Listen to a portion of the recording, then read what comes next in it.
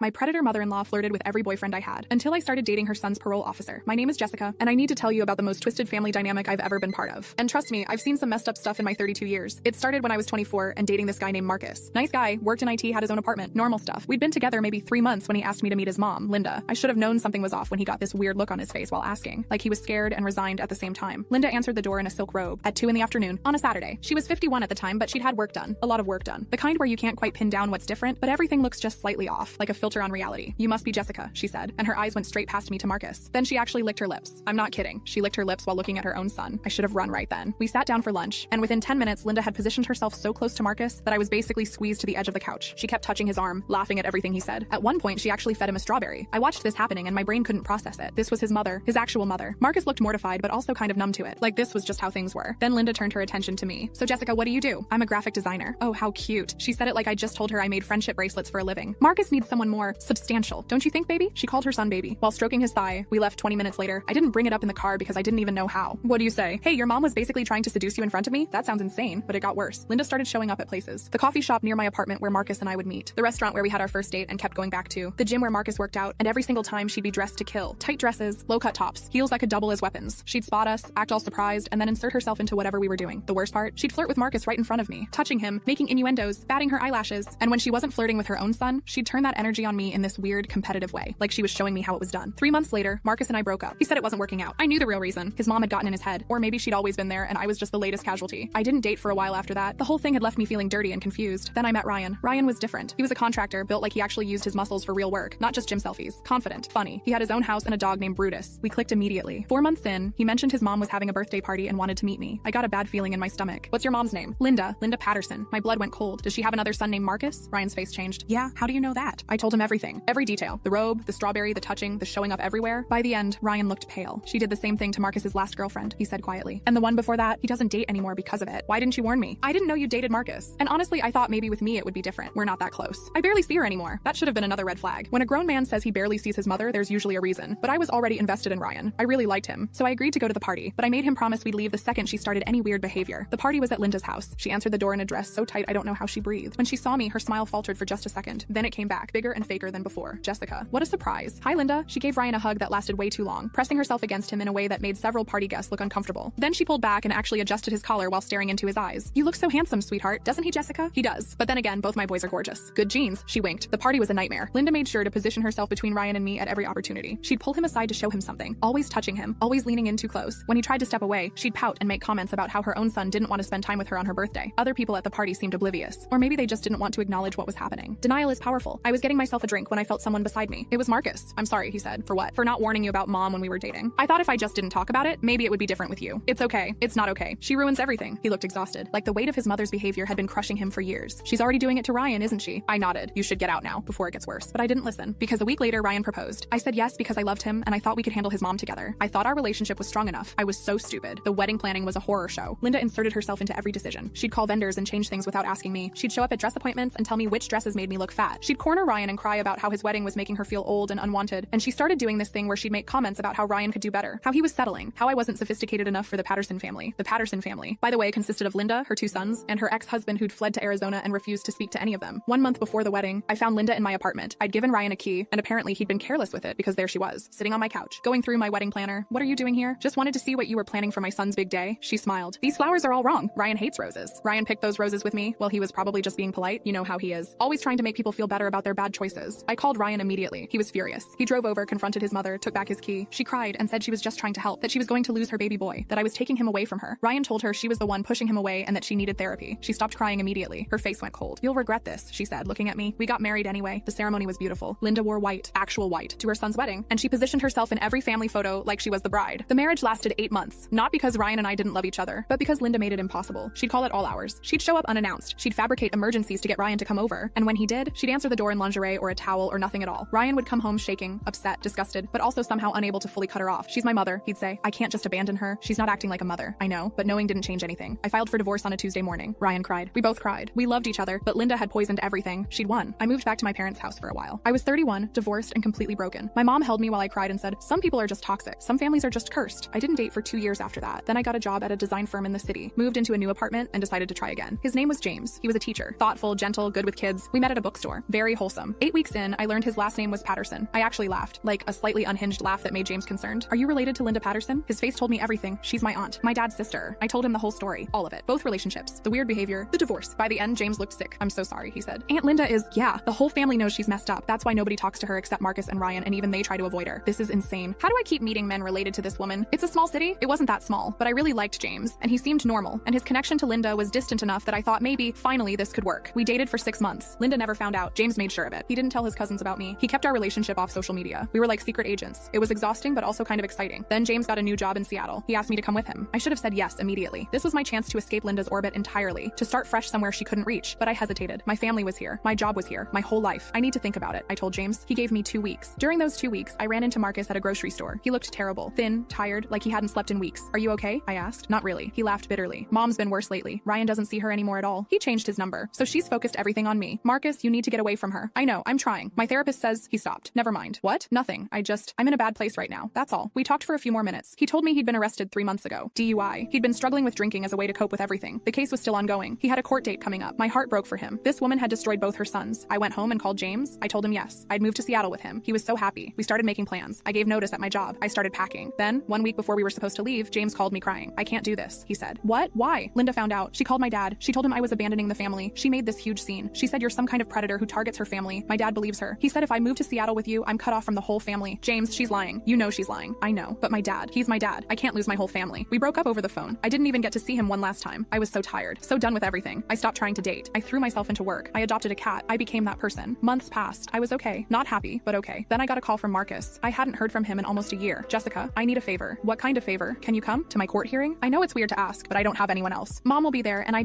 need someone on my side. I didn't want to go. I didn't want to see Linda ever again. But Marcus sounded so desperate, and I knew what it was like to feel alone because of that woman. Okay, when is it? The courthouse was exactly as depressing as you'd imagine. Gray walls, fluorescent lights, uncomfortable benches. Linda was there, dressed in all black like she was attending a funeral. When she saw me, her eyes narrowed. What are you doing here? Marcus asked me to come. Of course he did. You've probably been sleeping with him behind Ryan's back this whole time, haven't you? I didn't respond. There was no point. The hearing was quick. Marcus got probation, community service, and mandatory counseling. He also had to report to a parole officer monthly. After it was over, Marcus hugged me tight. Thank you for coming. Of course. Linda stormed over. Don't think this changes anything. You're still a predator. You're still trying to steal my boys. Linda, I'm not trying to steal anyone. I just came to support Marcus. Support. She spat the word. You don't know what real support is. I'm their mother. I'm the one who's always been there for them.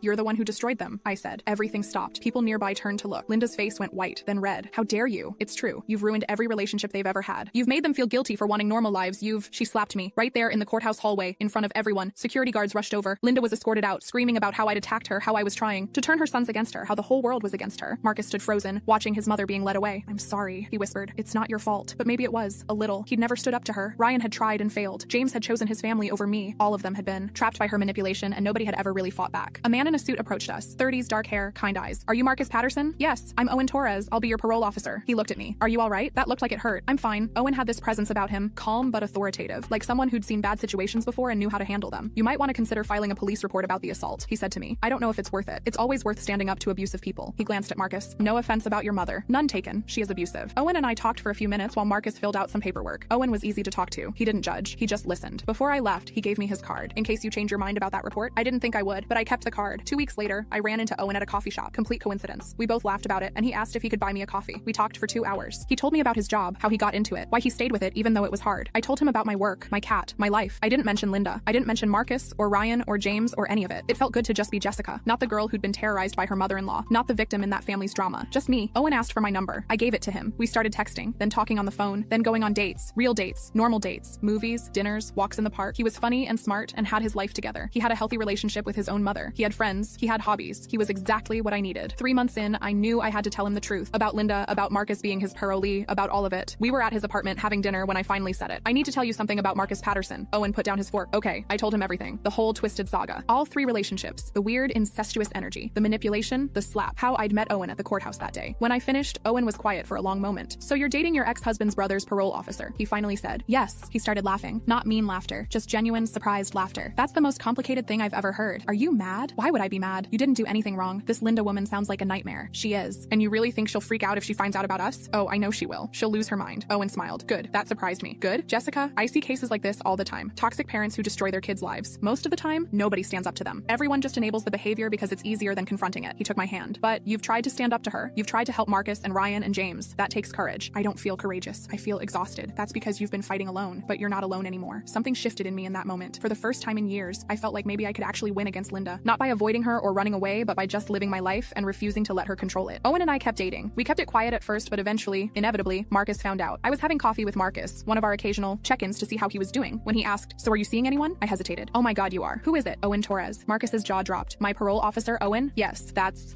actually amazing." He started laughing. "Mom is going to absolutely lose it when she finds out." "I know. Good. She deserves it. She deserves to know that she can't control everything." We talked more about it. Marcus was doing better. The therapy was helping. He'd been sober for 6 months. He'd started dating someone new, a woman who lived 2 states away and had never heard of Linda Patterson. "I'm thinking about moving," he told me. "Getting away from here, from her, starting over." "You should. Ryan did it. He's in California now. Has a girlfriend. He's happy." "Really?" "Yeah. He completely cut Mom off. Changed his name, actually. Goes by Ryan Foster now, his girlfriend's last name. Mom tried to find him, but he's gone ghost. Good for Ryan," I thought. A month later, Linda found out about Owen. I don't know how. Maybe Marcus let it slip. Maybe she saw us together somewhere. Maybe she'd been stalking me this whole time and finally put the pieces together. She showed up at my apartment, pounding on the door, screaming, "Open this door. Open it right now." I called Owen. He was there in 10 minutes. When Linda saw him, her face went through about 5 different emotions. Shock, anger, disbelief, rage, and finally something that looked almost like respect. "You," she said, pointing at him. "You're sleeping with her?" "I'm dating her," Owen corrected. "There's a difference. You don't understand what she is. She's a predator. She targets my family. Mrs. Patterson, I'm going to stop you right there." Owen's voice was calm but firm. "I've read Marcus's file. I've seen the family history. I know what you've done to your sons, and I know what you've done to Jessica." Linda's mouth opened and closed like a fish. "I also know that you slapped Jessica in a courthouse hallway, which is assault. She never filed charges, which was generous of her. But if you come here again, if you harass her again, if you even look at her wrong, I will make sure that assault charge gets filed. Do you understand me?" Linda looked at me. For the first time ever, there was something other than smugness or manipulation in her eyes. There was fear. "This isn't over," she said. "Yes," Owen said quietly. "It is." She left. I stood there shaking. Owen put his arms around me. "Is it really over?" I asked. "With people like her? Maybe not completely, but you've got backup now. And I'm not going anywhere." Linda did try a few more times. She called. She sent letters. She even hired a private investigator to dig up dirt on Owen, which backfired spectacularly when the investigator found nothing and told Owen about being hired. But slowly, her attempts got weaker, more desperate, more pathetic. Marcus moved to Colorado. He sent me a postcard saying he'd met someone, a therapist actually, who understood family trauma. They were taking it slow. Ryan stayed in California. I never talked to him again, but I heard through Marcus that he was engaged. His fiancée had never even heard of Linda. James texted me once, months later. "I'm sorry I wasn't brave enough. I'm glad you found someone who was." Owen and I got engaged after a year and a half together. No drama, no interference, just us making a decision about our future. We kept it small, just family and close friends. Owen's mom was there. She was lovely, normal. She welcomed me with open arms and didn't try to seduce her own son, which was refreshing. Linda wasn't invited. She found out anyway and tried to crash the wedding. Security escorted her out before she even got close. Standing there at my reception, watching her being led away while I held my new husband's hand, I felt something I hadn't felt in years. Peace. Not because Linda had finally given up, but because I had finally stopped giving her power over my life. Owen leaned down and whispered in my ear, "Want to know something funny?" "What?" "Marcus just texted me. He got a new job, completely out of state. He's officially done with probation early because he's been doing so well. He's free." We were all free. Linda sent one final letter 3 months after the wedding. I almost didn't open it, but curiosity won. Inside was a single sentence. "You took everything from me." I showed it to Owen. He read it and shook his head. "She still doesn't get it," he said. "She lost them because of what she did. Not because of you." He was right, but I wrote back anyway. Just one sentence. "They were never yours to lose." I never heard from her again. Last I heard, Linda was living alone in that same house, still convinced she was the victim in all of this. Still telling anyone who would listen about how her evil daughter-in-law stole her sons away. The thing is, I didn't steal anyone. I just existed. I just tried to have normal relationships. I just refused to play along with her twisted games. And in the end, that was enough. Marcus is thriving now. He's been sober for 3 years. He's engaged to his therapist girlfriend. They're talking about having kids someday, and he jokes that he's going to be the world's most aggressively normal father, just to spite Linda. Ryan is married. Owen and I went to the wedding last year. It was beautiful. Ryan looked happy. Really, genuinely happy. His wife had no idea about any of this history, and he wanted to keep it that way. A fresh start. James is still single as far as I know. He sends a Christmas card every year with a handwritten note apologizing again. I've told him he doesn't need to, but I think he needs to forgive himself more than I need to forgive him. And me? I'm sitting here in the house Owen and I bought together, writing this whole thing out because someone asked me at a party how I met my husband, and the answer was too complicated to explain casually. "Oh, he's my ex-husband's brother's parole officer." Doesn't quite capture the full story, but if I'm being honest, the real story isn't about Linda at all. It's about refusing to let toxic people define your life. It's about finding people who support you instead of sabotaging you. It's about having the courage to keep trying even when it feels like the universe is playing a sick joke on you. It's about the fact that sometimes the best revenge isn't revenge at all, it's just living well. And I'm living very, very well.